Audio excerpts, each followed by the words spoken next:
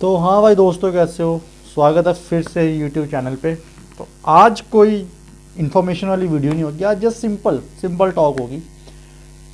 जो आज का टॉपिक मैंने जो चूज़ किया है इस रैंडम टॉक के लिए, वो है why I admire Chetan Bhagat. Yes. अब मोस्ट ऑफ यू कहेंगे चेतन भगत, चेतन भगत को क्यों एडमायर करता है ये? क्योंकि हमारे देश में ना क्या हो गया कि जो जितना ऊपर उठता है ना, लोग उसको उतना नीचे खींचते हैं।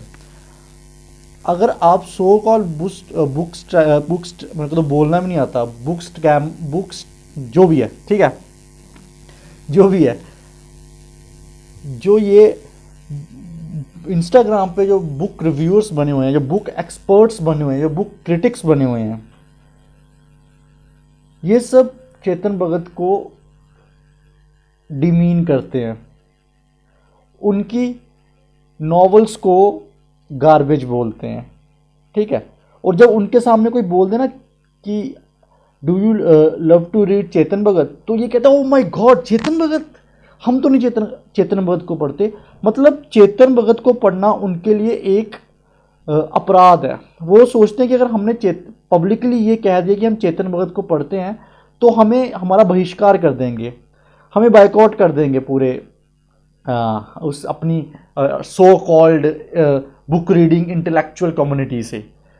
तो मैं आप ये बताना चाहूँगा कि वाई आई एडमायर चेतन भगत।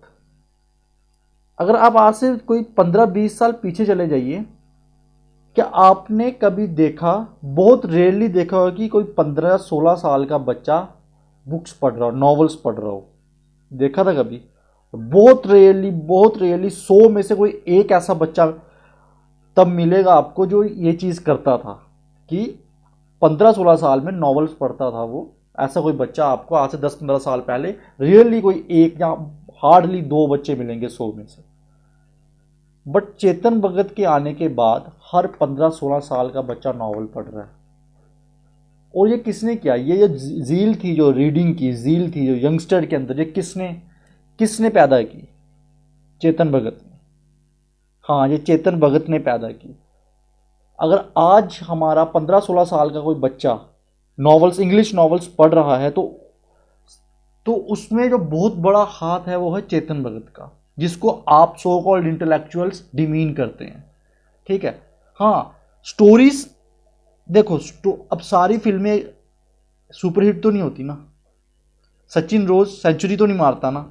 हाँ, चेतन भगत की कोई एक आधी बुक होगी जो फ्लॉप होगी जहाँ इन रीडर्स को पसंद नहीं आई होगी।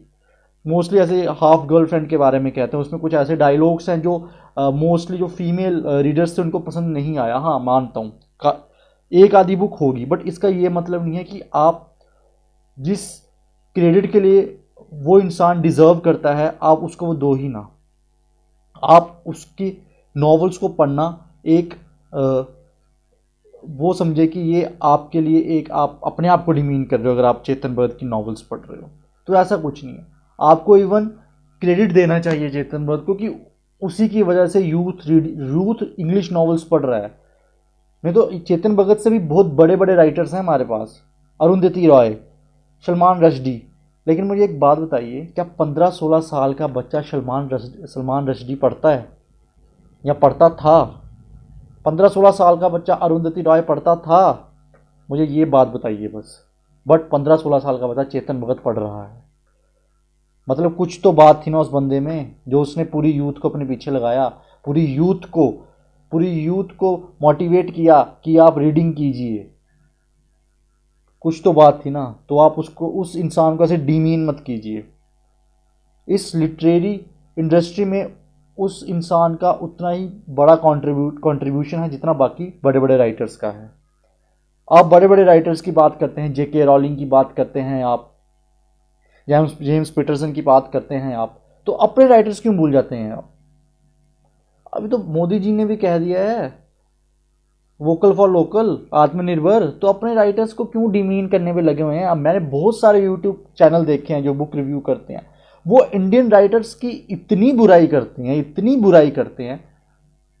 और कंपैरिजन, अगर कोई इंग्लिश राइटर होगा ना, उसको वो सर आंखों पे चढ़ा देते हैं कि वाह क्या स्टोरी लिखी है, वाह क्या स्टोरी लिखी है। ये हमारे इंडियन यूट्यूबर्स है जो बुक रिव्यू करते हैं, अपने इंडियन राइटर्स की इतनी बेइज्जती करेंगे, इसने कॉपी किया, इसने वो किया, इसने किया। लेकिन वही अगर वही सेम चीज़ कोई इंग्लिश राइटर कर रहा है, कोई फॉरेन ऑथर कर रहा है, तो उसको सिर पे सराखों पे चढ़ा लेंगे। तो ऐसा क्यों, ऐसी डिस्क्रिमिनेशन क्यों?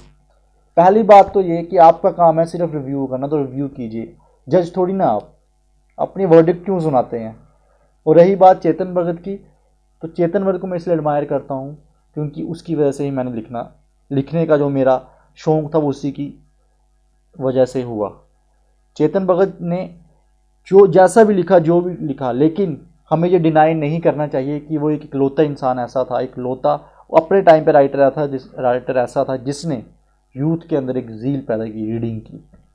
आई होप आप मेरा पॉइंट ऑफ व्यू समझ रहे होंगे, ठीक है। और आगे कुछ भी रिव्यू बनाने से, कुछ भी रिव्यू करने से पहले चेतन भगत का एक बार सोच लेना कि वो इंसान डिज़र्व करता है, ठीक है, वो इंसान डिज़र्व करता है क्रेडिट। चलिए बाय बाय।